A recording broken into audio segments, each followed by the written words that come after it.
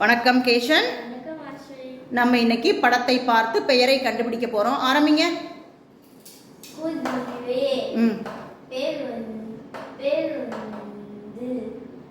மோதிரம், முத்து, மாம்பழம், நடனம், மாணவன்,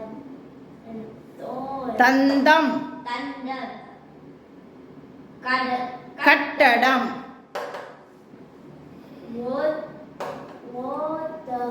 ஒட்டகம், ஊஞ்சல், ஓவியம், மின்னல், எறும்பு, சேவல், செவ்வாய்,